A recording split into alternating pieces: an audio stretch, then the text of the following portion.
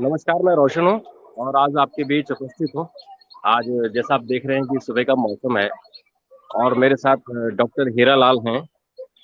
आप आईएएस हैं और आपकी जो पहचान है वो आईएएस से ज़्यादा मॉडल गांव को लेके है, क्योंकि आपने जो बांदा डीएम के रहते हुए एक नया मॉडल डेवलप किया और किसानों को, गाँवों को आत्मनिर्भर बनाने की तरफ जो आपका प्रयास रहा है, वो बड़ा सराहनीय रहा है।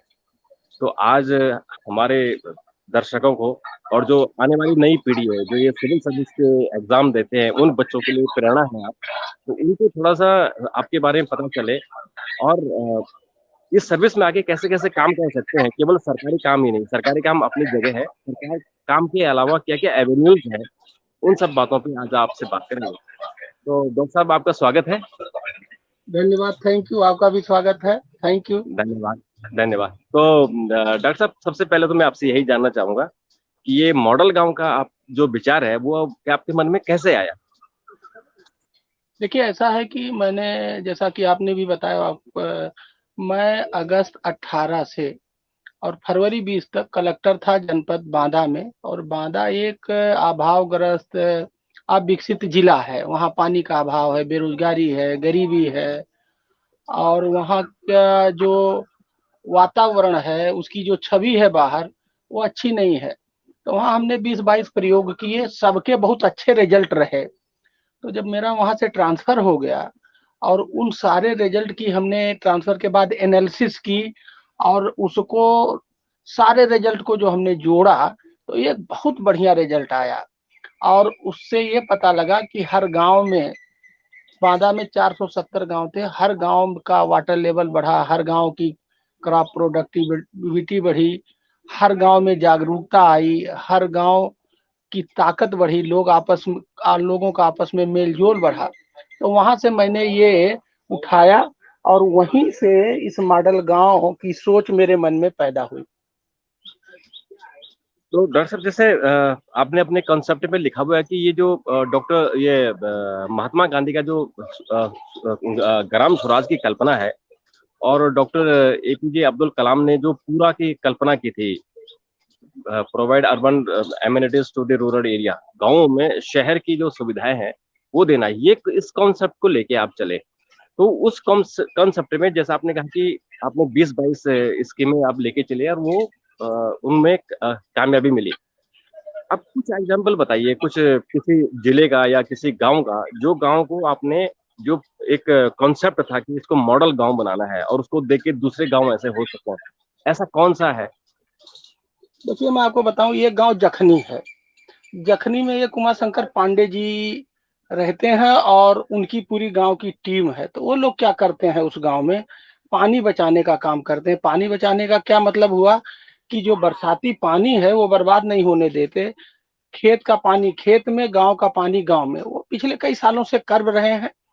और वहां पे जब मुझे पता लगा, तो हमने उनके इस काम को और तेजी से पूरे जनपद में रिप्लिकेट कराया। तो उससे क्या हुआ, वाटर टेबल बढ़ गया। जब वाटर टेबल बढ़ गया तो क्रॉप प्रोडक्टिविटी हो गई। वहां धान की फसल वो पैदा करते हैं जो एक्सपोर्ट होता है। तो एक तरह से उसका नाम जलग्राम है, और पूरे प्रदेश में वो फेमस है, देश में फेमस है। ऐसे अब जब जैसे वहां ये रिजल्ट मिला, तो अगल बगल के गांव के लोग उसको नकल करने लगे और धीरे धीरे ऐसे फैलने लगा।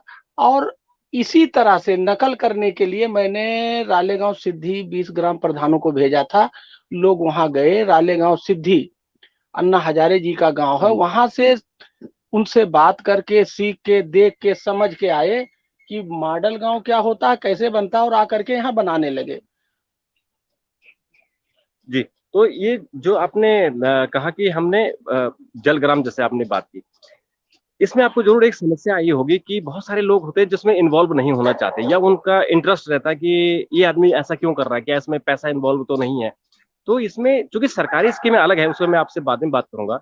तो क्या लोगों का कुछ लालच रहा होगा ऐसा कि ये आदमी ऐसा क्यों करना चाहता है, और क्या वो जो पैसा जनरेट होता होगा या पैसा जनरेट करने की कोई इसमें स्कीम होती होगी, या कैसे लोगों को आपने प्रेरणा दी होगी? जैसे आपने कहा कि इसमें कहीं भी पैसा इन्वॉल्व नहीं है, तो लोग प्रेरित कैसे हुए? देखिए मैं आपको बताऊं कि ये बात सही है।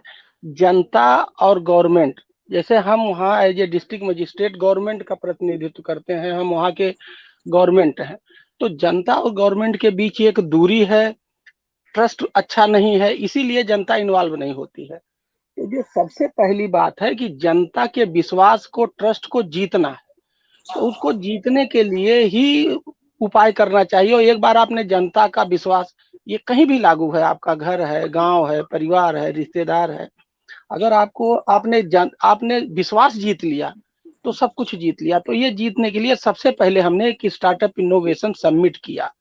ये जनवरी 28, 29, 30 को 2019 को किया। उसको हमने इतना बढ़िया बेहतरीन तरीके से किया और हमने उसको ज्ञान कुंभ का नाम दिया कि भाई बांदा की जितनी भी समस्याएं हैं उसका समाधान, जैसे एक अन्ना प्रथा की समस्या है, पानी की समस्या है, बेरोजगारी की समस्या है, गरीबी की समस्या है, इन समस्याओं का सहज, सरल और सस्टेनेबल हम लोगों को सोल्यूशन चाहिए। तो इसके लिए हम लोगों को स्टार्टअप इनोवेशन के माध्यम से ढूंढना चाहिए। तो हमने स्टार्टअप इनोवेशन की जो शुरुआत करी वहाँ, वो बहुत शानदार हुआ, वो एक ऐतिहासिक हुआ। उसमें लगभग पूरे जनपद से 3 दिन में 50,000 लोग आए। अब वो रिक्रिएशन टाइप का था, वहां आते थे, अच्छे अच्छे स्टार्टअप देखते थे, और वहां का जो वातावरण हमने क्रिएट किया, एक मेला, और उस मेले में चारों तरफ खुशहाली दिखती थी। लोग आते थे, जो एक दिन आ गया वो दूसरे दिन भी आता था, तीसरे दिन भी आता था, वो अपने आप को मना नहीं कर पाया। तो वहां से हमने एक मैसेज क्रिएट किया जनता में। जनता को लगा कि नहीं, ये पहले ऐसे जिलाधिकारी हैं जो बांदा की अन्ना प्रथा, पानी की समस्या का मतलब दिखावा नहीं, वास्तव में मन से समाधान ढूंढना चाहते हैं। इसके बाद यहाँ से हमारा ट्रस्ट बनना शुरू हुआ। उसके बाद फिर चुनाव आ गया। तो चुनाव में हमने 90% हो मतदान, बांदा बने देश किसान, हम लोगों ने पूरे एक अभियान चलाया क्या। और वो अभियान इतना फेमस हुआ, इतना हुआ कि प्रधानमंत्री जी जब 25 अप्रैल को बांदा आए तो उन्होंने अपने भाषण की शुरुआत हमारे इस अभियान से की। वो इतना पॉपुलर हुआ अभियान। तो इससे फिर जो 50,000, 60,000 लोग हमसे जुड़े थे, पूरे जनपद का हर गांव, हर बूथ जुड़ गया और सब उसमें मजा लेने लगे। एक उत्सव क्रिएट कर दिया, डेमोक्रेटिक उत्सव था। इस तरह से फिर पानी का एक अभियान चलाए, कुआं तालाब में पानी लाएंगे, बांदा को खुशहाल बनाएंगे। फिर और ट्रस्ट बढ़ा, ये ट्रस्ट धीरे धीरे बढ़ता गया, लोग जुड़ते गए, और हमारे और जनता के बीच जो गैप था, जो मिसट्रस्ट था, वो बिल्कुल जीरो हो गया। जो भी मैं कुछ कह देता था, लोग बिल्कुल आंख मूंद के मानते थे। वो जानते थे कि हमारे ये जिलाधिकारी रातों दिन मेहनत करते हैं और हम लोगों की समस्याओं को खत्म करने के लिए जीते हैं। तो ये समय लगा, मतलब इस ट्रस्ट को जीतने में, और वो धीरे धीरे बढ़ा। एक पहले 50,000, फिर 2 लाख, फिर 5 लाख, धीरे धीरे ये बढ़ता चला गया। डॉक्टर साहब, इसमें अब एक सवाल उठता है कि केंद्र सरकार ने और राज्य सरकारों ने मिलकर बहुत सारी स्कीमें चलाई हुई हैं गाँवों के विकास के लिए, और उसमें जैसे मनरेगा भी अब इन्वॉल्व हो गई जब से ये लॉकडाउन हुआ।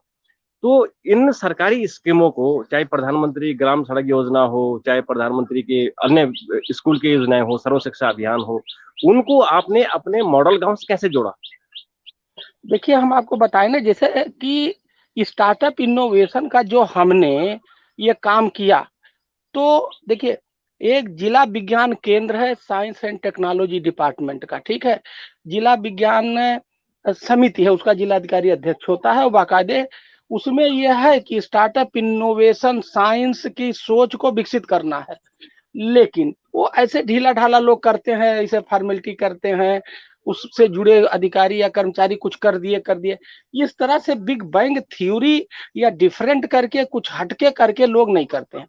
तो हमने जो जिला विज्ञान समिति थी, उन्हीं उसी के तत्वाधान में, उसी के माध्यम बना करके ये स्टार्टअप इनोवेशन किया। एक बात, जैसे चुनाव जो होता है, अब हम दूसरा उदाहरण चुनाव वाला देते हैं। जी। चुनाव में भी चुनाव आयोग ये चाहता है कि 100% मतदान हो। क्यों? इसका जितना ज्यादा मतदान होगा उतने ज्यादा लोग डेमोक्रेटिक प्रोसेस में भाग लेंगे और हमारी कंट्री उतनी ही मजबूत होगी। तो इसके लिए बाकायदे अभियान चलाया जाता है, यूथ क्लब बनाए जाते हैं, प्रचार किए जाते हैं, नुक्कड़ सभाएं की जाती हैं। लेकिन उसमें इतनी जटिलता है, इतनी बातें हैं कि वो उत्सव का माहौल, मतलब मजा लेके वोट देने वाला माहौल, उत्सव वाला, कि भाई ठीक है, जैसे मेले में हम लोग हंसी खुशी से जाते हैं, तो हमने वो जो माहौल क्रिएट किया, अब उसके लिए बहुत सारे, हमने उसमें 20,000 चिट्ठी लिखी। क्या जितने लोग गांव के बाहर गए थे और वोटर थे, उन उसको हमने उनके घर वालों से फोन कराया, अपने कर्मचारियों से फोन कराया। और यही नहीं, वहाँ के जो ईंट भट्ठों पे काम, वहाँ ईंट भट्ठे के एक्सपर्ट बहुत हैं, तो वो लोग अगल बगल के जिलों में और बाहर के स्टेट में काम करने गए थे। वहां हमने अपने अधिकारी भेजा और वो अधिकारी जा करके वहां के ईंट भट्ठों के यूनियन से बात किया और उनके कहा कि भाई चुनाव के दिन इन्हें किराया दो और इन्हें छुट्टी दो और ये आए और वोट दे करके जाए। तो ये जो प्रयास किया हमने, इसके वजह से एक उत्सव का माहौल बना। और मैं आपको बताऊं, चुनाव के दिन लोग गाड़ी नहीं चलने देते हैं और लॉ एंड ऑर्डर के नाम पे हमें पता लगा कि इससे जो है लोगों का मन जो है गिरता है, लोग वोट देने नहीं आते, अपने घर में बैठे रहते हैं। तो हमने गाड़ी अलाउ कर दिया कि हमारी गाड़ी चलेगी। तो इस तरह से हम रिसर्च करते रहे और 2 महीना ऐसे हम लोगों ने उसमें 20-25 स्टेप किए। हमने सांस्कृतिक कार्यक्रम का सहारा लिया। क्या, जिस दिन चुनाव था, 1554 बूथ थे, हर बूथ के बाहर एक टेंट लगवाया, वहां पानी पीने की व्यवस्था करी, वहां का गुड़ चना का व्यवस्था करा और पानी पीने की व्यवस्था करी। तो कि जब वहां लोग आए तो धूप में तपे मत, आए वहां सांस्कृतिक कार्यक्रम देखें, ठंडा पानी पिए, इंजॉय करें और मेले का शक्ल दिया। तो काम तो देखिए ये सरकारी था, सरकारी स्कीम है, लेकिन उसका जो करने का तरीका था, हमने एक उत्सव में बदला। जी। अभी आपने एक काम और किया था कि किसानों की जो उपज है उस उसको उचित दाम मिले और किसानों की आय दुगनी हो। ये सरकार भी कोशिश कर रही है। लेकिन जो आपने इन्वॉल्व किया, लोगों को, गांव वालों को इन्वॉल्व किया, उसमें आपने कोई मार्केट का कोई सिस्टम डेवलप किया, उसके बारे में थोड़ा बताइए। देखिए ऐसा है कि वहां पे जो है पानी का अभाव है और वहां की जो सिचुएशन है जनपद बांदा या बुंदेलखंड की, तो वहाँ तिलहन दलहन की फसलें बहुत अच्छी होती है। जैसे अरहर बहुत अच्छा होता है, चना बहुत अच्छा होता है, सरसों तिल ये सब फसलें अच्छी होती, और वो न्यूट्रिशियस बहुत हैं और ऑर्गेनिक है। ऑर्गेनिक क्यों है? क्योंकि पानी कम है तो ये केमिकल खाद कम डालते हैं, क्योंकि केमिकल खाद डालने के लिए उसको गलने के लिए पानी चाहिए, पानी नहीं है तो केमिकल खाद कम डालते हैं। अब पूरे बुंदेलखंड में तिलहन और दलहन की इतनी अच्छी फसल, ऑलमोस्ट ऑर्गेनिक है और न्यूट्रिशियस है, लेकिन बाहर के लोगों को नहीं पता है। तो इसके लिए हमने क्या किया, वहाँ स्कीम है, एक RKVY है और एक है हार्टिकल्चर मिशन। तो हमारा तर्रा में एक बहुत बड़ा फार्म हाउस है, तो हमने RKVY स्कीम में एक एक्सलेंस सेंटर बनवा करके प्रपोजल भेजा लखनऊ, और लखनऊ से वो दिल्ली गया और वो स्वीकृत हो गया। अब हमने वहाँ एक एक्सलेंस सेंटर बनवा दिया। इसी तरह से हार्टिकल्चर मिशन में एक दूसरा जो है एक्सलेंस सेंटर बनवा का प्रपोजल भेजा और वो बन के आया। और इस चीज को प्रचार करने के लिए हमने अरहर सम्मेलन किया, उसका नाम ही दिया अरहर सम्मेलन। और उसमें एग्री टूरिज्म का कॉन्सेप्ट लाए। वहाँ एक कालिंजर फोर्ट है, बहुत फेमस है, वो वर्ल्ड लेवल का फोर्ट है, वो टूरिस्ट प्लेस है। तो उसी उसके चारों तरफ अरहर बहुत होता है। तो उसी कालिंजर फोर्ट के नीचे अरहर के खेत में अरहर सम्मेलन किया, 5 पद्मश्री बुलाए, यूपी के 50 जिलों से अग्रणी किसान बुलाए। और उसका मकसद यही था कि अरहर को या यहाँ की तिलहन दलहन की फसल को इतना प्रचार हो जाए, लोग जान जाएं कि अगर किसी को दाल खरीदनी है, तिलहन खरीदनी है, दाल खरीदनी है, तो वो बांदा आए। तो ये तरीका तो बहुत सिंपल था और सभी लोगों ने इसको एंजॉय किया और एक देसी देहाती तरीका था।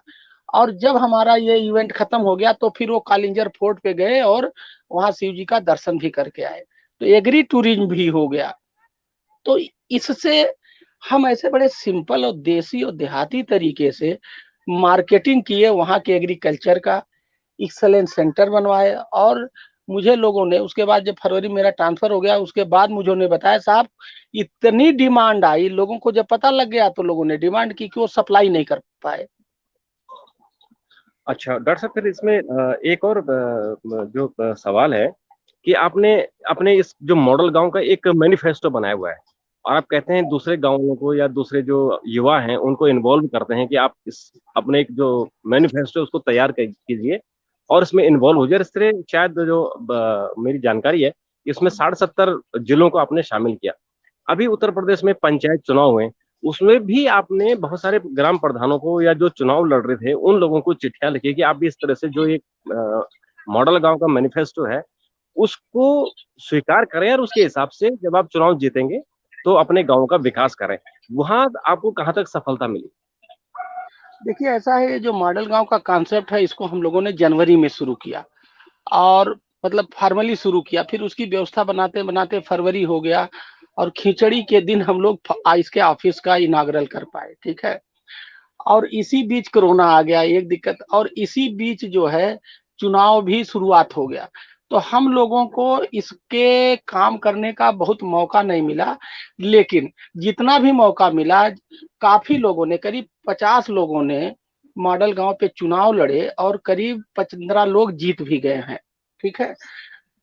जब चुनाव खत्म हो गया और कोरोना का जो विषम परिस्थिति है उसमें हम लोग लगातार टेक्नोलॉजी के सहारे इस मॉडल गांव की मार्केटिंग कर रहे हैं, लोगों तक पहुंच रहे हैं। और मैं आपको बता दूं, मॉडल गांव का मैनिफेस्टो अब तक 12 स्टेट के लोगों ने डाउनलोड किया और उस पर चर्चा कर रहे हैं और उस पर काम कर रहे हैं। और उत्तर प्रदेश के 75 के 75 जिलों में मॉडल गांव पे काम हो रहा है, और लोग मॉडल गांव के मार्फत अपने गांव को मॉडल गांव बनाने की शुरुआत कर चुके हैं। अपने जो मॉडल गांव में आपने एक स्टेप भी रखे हुए हैं 1 2 3 करके, उसमें आपने ये भी चर्चा की हुई है कि हम लीडरशिप भी तैयार करेंगे। लीडरशिप मीन्स कि जो मॉडल गांव का जो कंसेप्ट है उसको जमीन पर उतार सके, तो वो जो लीडरशिप कैसे आप डेवलप करते हैं? देखिए मॉडल गांव को हम लोगों ने बहुत सिंप्लीफाइड वे में बनाया है, जिससे कि गांव का हर आदमी मॉडल गांव को, अगर वो सिंपल नहीं होगा, समझने में आसान नहीं होगा, तो लोग नहीं समझ पाएंगे, और जब समझ नहीं पाएंगे तो लागू नहीं हो पाएगा। तो इसको हम लोगों ने पार्ट 3 में डिवाइड किया। 3 पार्ट है। पार्ट 1 है विलेज मैनिफेस्टो, जिसके बारे में आपसे चर्चा कर रहा था। उसका मकसद ये है कि गांव का हर व्यक्ति विकास के बारे में जान जाए, विकास के जो सारे मुद्दे हैं उसके बारे में जान जाए, और गांव में डिमांड फॉर डेवलपमेंट क्रिएट हो जाए। अभी गांव में कोई विकास विकास की कोई मांग नहीं है, जो है सो ठीक है, हो गया तो हो गया। तो इससे जो, देखिए किसी काम को अगर करना है और सफलता पाना है तो पहले माहौल बनाना पड़ेगा। तो विलेज मैनिफेस्टो का मकसद ही गांव में विकास को पाने का माहौल बनाना, और पूरे गांव के हर व्यक्ति को विकास से जोड़ना, जिससे पूरे गांव का लोग विकास के पीछे दौड़ने लगे। और जिस दिन ये माहौल क्रिएट हो जाएगा, गांव का विकास हो जाएगा। जो दूसरा पार्ट है वो है चेंज मेकर। जो आपका क्वेश्चन है उसका आंसर ये है कि हर जगह अच्छे लोग होते हैं।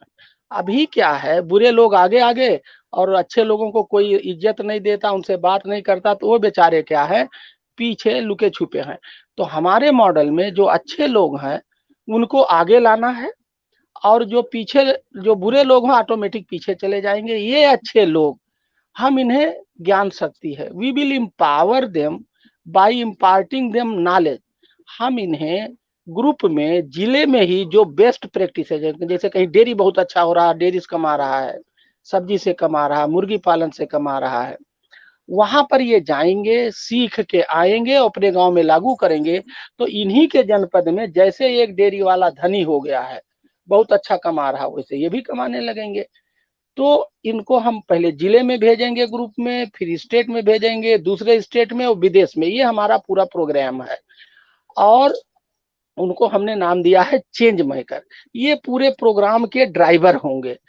और ये जैसा कि मैंने अभी आपको बताया कि मैंने रालेगांव सिद्धि 20 प्रधान भेजे थे, उन लोगों ने आपस में पैसा पूल किया, व्यवस्था बनाई, रालेगांव सिद्धि गए, सप्ताह भर रहे, सीख के आए, समझ के आए, जानकारी करके आए और गांव में लागू करने लगे, धीरे धीरे मॉडल गांव बनने लगा। मॉडल गांव कोई 1-2 दिन में नहीं बनेगा, ये कम से कम 10 साल चाहिए। ये कोई ऐसा नहीं है जादू की छड़ी लगाया हो गया। तो इसमें हाँ, पेशेंस शुरुआत की करेंगे। जरूरत है और लगातार काम करने की जरूरत है। तो ये जो आप कह रहे थे ना कि चेंज मेकर, इनको हम लोग कहते हैं इस पूरे प्रोसेस का, ये मॉडल गांव के पूरे प्रोसेस के ये ड्राइवर के रूप में काम, they will drive the whole process and action and activities. ये है चेंज मेकर पार्ट 2। और जो पार्ट 3 है आपका, आपने उसमें लिखा हुआ है कि enable industrialisation of agriculture in village by transforming conventional agriculture into agricultural business through assisted formation of operation of farmers produce companies FPC FPO groups farming. Yes. हाँ, तो इसको जो आपने, जो किसान है, जो किसानों का प्रोड्यूस है, उसको सिंपल केवल किसान अपना खेती बाड़ी में अन्न उपज करें वहां तक नहीं छोड़ा, बल्कि उसको ट्रांसफॉर्मेशन भी करके उसका इंडस्ट्रियलाइजेशन करना है, उसको औद्योगिकरण कैसे हो, इस पर भी फोकस किया। इसको थोड़ा सा एलेबोरेट करें। देखिए, मेरा ये मानना है कि किसानी, खेती सबसे बढ़िया और सबसे अच्छा उद्योग है। खेती किसानी सबसे अच्छा और बड़ा उद्योग है और किसान सबसे अच्छा उद्यमी है। ये बात कोई मानता ही नहीं है। और ये जब तक हम नहीं मानेंगे तब तक हमारा जो सपना है कि हम विकसित देश हो जाएंगे, ये पूरा नहीं होगा। तो हमें ये मानना पड़ेगा। तो जो गांव में खेती करता है लोग, वो नहीं करना चाहिए, कतई नहीं करना चाहिए। क्यों? खेती घाटे का सौदा है, ठीक है। तो क्या करना चाहिए हमें? एग्री नहीं करना चाहिए, एग्री बिजनेस करना चाहिए। खेती नहीं करना चाहिए, खेती व्यापार करना चाहिए। तो सरकार ने फार्मर प्रोड्यूस, आप ये देखिए, ये जो टाटा है, बिरला है, गोदरेज है, ये क्यों धनी है? क्योंकि इनके पास एक कंपनी है। तो सरकार ने कहा कि गांव वाले भी मिल करके फार्मर प्रोड्यूसर कंपनी बनाएंगे और मिल करके उसको चलाएंगे और अपने गांव का खेती का जो घाटे का सौदा है उसको मुनाफे में बदल देंगे। उनके जो खेती वाली सोच है वो खेती व्यापार वाले सोच में बदल जाएगी। तो सरकार का ये जो फार्मर प्रोड्यूसर कंपनी बनवाने का, जो कि गांव स्तर पे सभी लोग मिलके बनाएं और चलाएं और उनकी सोच को खेती व्यापार में बदल दिया जाए, ये एक बहुत रिवॉल्यूशनरी कदम है भारत सरकार का, उत्तर प्रदेश सरकार का। और इसके लिए वो वित्तीय और प्रशासनिक विभिन्न प्रकार की मदद दे रहे हैं। और इसको जमीनी स्तर पे उतारने के लिए और उसको अमली जामा पहनाने के लिए जो सरकार और अन्य लोग इसमें आगे आए हैं, उसकी स्पीड को हम और बढ़ा रहे हैं। एक बात, जहां नहीं बना है वहां बनवा रहे हैं और ये बहुत एक अच्छा रिवॉल्यूशन होगा। डॉक्टर साहब, जैसे आपने कहा कि उसको उद्योग से जोड़ रहे हैं, व्यापार से जोड़ रहे हैं, जब तक किसी भी किसान को या किसी भी युवा को इसमें प्रॉफिट नहीं दिखेगा, रोजगार नहीं दिखेगा, तब तक वो इन्वॉल्व नहीं होगा। और इसलिए जो खेती की तरफ से लोगों का पलायन हो रहा है, लोग मजदूरी के लिए, जो किसान थे वो किसान हमने देखा कि मजदूरी के लिए दिल्ली में या महानगरों की तरफ जा रहे हैं। ये जो आपका मॉडल गांव है, इसमें कोई आप अनुमान बता सकते हैं कि क्या इसे, जो आत्मनिर्भरता की बात है कि गांव आत्मनिर्भर हो पाएगा, किसान आत्मनिर्भर होगा, उसे रोजगार गांव में ही मिल पाएगा, वो शहरों की तरफ नहीं जाएगा, सम्मान के से, पूरी सम्मान से अपने गांव में ही जी सकेगा और बल्कि लोगों को भी रोजगार देगा? ये कहाँ तक संभव हो पाएगा? देखिए, मैं आपको बताऊं, मैं इसी मॉडल गांव के चक्कर में मैं स्टडी बहुत करता हूं। और मॉडल गांव कहाँ कहाँ है, किस प्रदेश में है, किस देश में है। तो मैं एक दिन अभी रिसेंटली पढ़ रहा था कि चाइना इतना जो है सबको धता बताता है हर फील्ड में, उसके पीछे उसके गांव कैसे हैं। तो मैं आपको बताऊं, उसका हर चीज डिजिटाइज है। वहाँ ई फार्मर है, ई एग्रीकल्चर है, डिजिटल जो है फार्मिंग है, ठीक। वहाँ गांव 100% डिजिटाइज है और डिजिटल फार्मिंग होती है। अभी इंडिया में गांव में 8 से 10% फार्मिंग पहुंचा है, ठीक है। तो ये जो डिजिटल पावर है, इसको हमें, जब तक हमें गांव में ले जाना है, तो हमारे देश में लगभग 1500 से 1600 एग्री स्टार्टअप हैं, लेकिन वो गांव में भी नहीं पहुंच पाए हैं।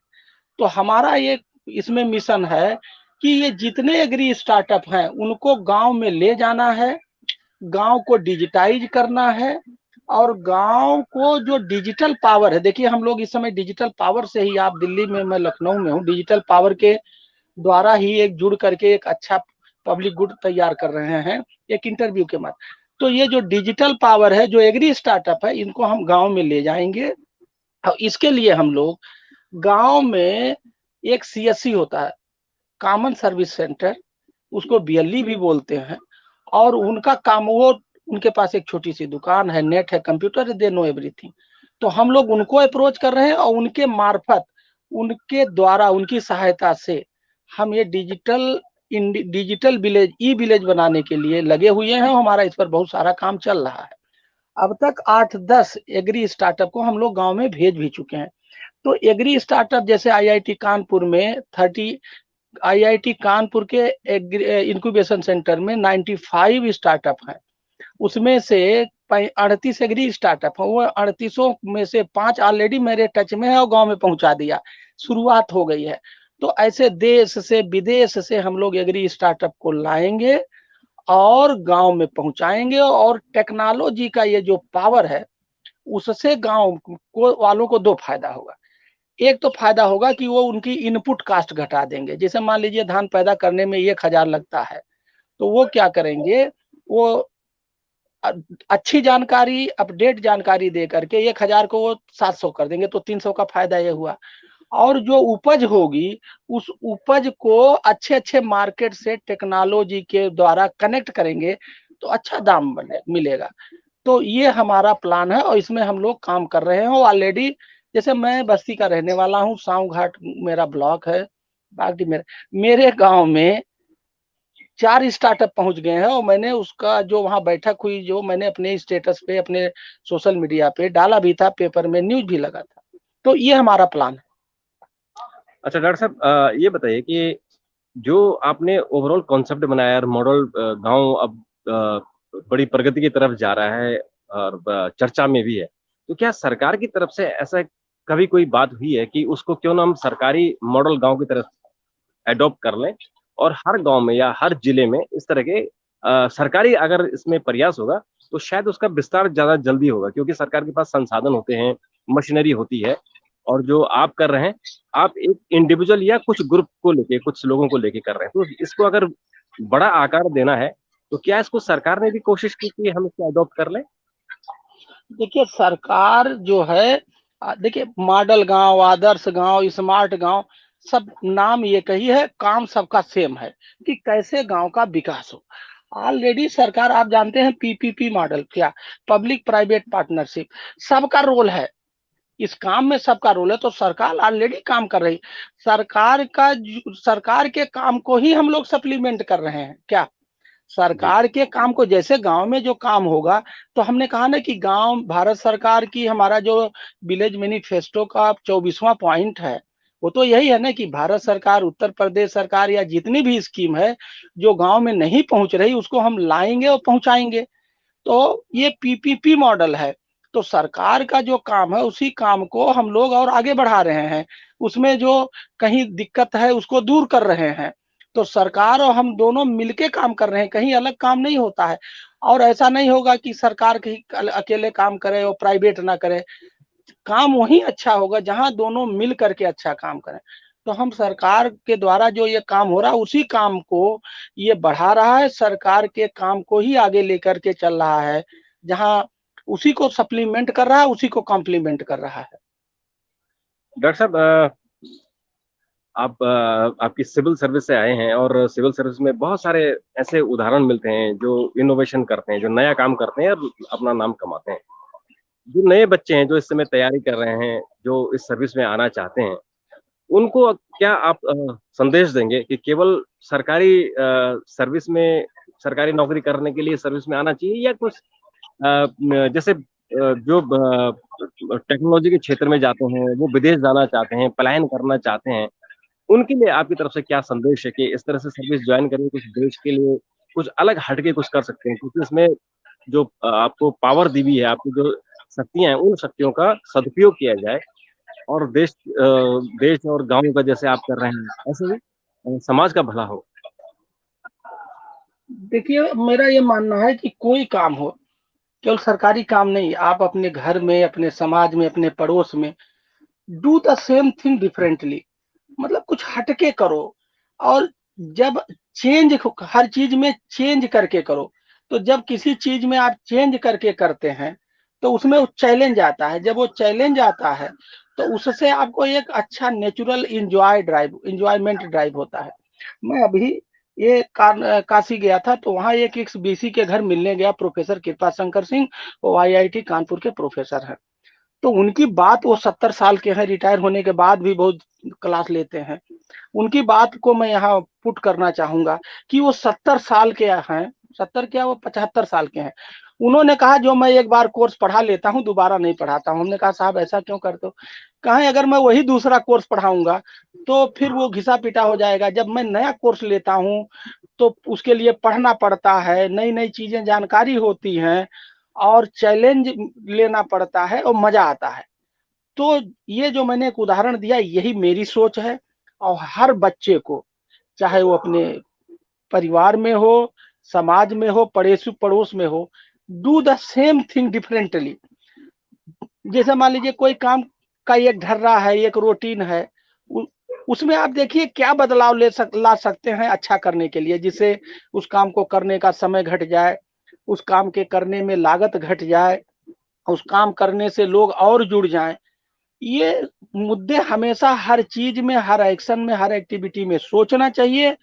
और समय घटाने के लिए, लागत घटाने के लिए, लोगों को ज्यादा फायदा पहुंचाने के लिए सोचना चाहिए, उस पर प्रयास करना चाहिए। ये मेरा संदेश। और अगर आप ऐसा नहीं करेंगे तो एक बोरियत वाला काम करेंगे और आपको फिर वो मजा नहीं आएगा। फिर जिंदगी का जो लुफ्त है ना, वो नहीं उठा पाएंगे। जिंदगी का लुफ्त उठाना है, जिंदगी को मजे, जिंदगी के कहते हैं मजे लेना है, तो do the same thing differently. ये मेरा संदेश है। धन्यवाद डॉक्टर साहब। मुझे लगता है कि जो आप काम कर रहे हैं वो बहुत सारे लोगों के लिए प्रेरणा बनेंगे, और जिन लोगों ने आपको देखा है, जिन आपके साथ काम किया है, वो दूसरों के लिए प्रेरणा बनेंगे। आपने हमसे बात की, आपका बहुत बहुत शुक्रिया। और मैं आपको आगे, आप इस जो आपने मुहिम छेड़ी हुई है उसमें बहुत सफल हो, मेरी बहुत बहुत शुभकामनाएं। आपको भी मेरा बहुत बहुत धन्यवाद। और आपने मुझे एक नई चीज, ये जिंदगी का मेरा पहला एक नया अनुभव है कि मैंने किसी को 5:30 बजे सुबह पार्क में वॉकिंग विथ टॉकिंग, मैं घूम भी रहा था और आपसे बात भी कर रहा, तो मैं वॉकिंग विथ टॉकिंग इंटरव्यू में कहूंगा कि आज मैंने जिंदगी में पहली बार दिया। और ये भी एक नया अनुभव है, ये भी है हटके है, it is doing interview differently. तो इसके लिए ये अवसर आपने दिया और आपने ये प्यार दिया। और सबसे बड़ी बात यह है कि आप एक अच्छे काम में एज ए पत्रकार नहीं, बल्कि इसमें एक मतलब चेंज मेकर के रूप में इसको आप आगे ले जा रहे हैं। मैं इसके लिए आपका तहे दिल से शुक्रिया अदा करता हूँ। धन्यवाद, थैंक यू, शुभकामनाएं। Thank you.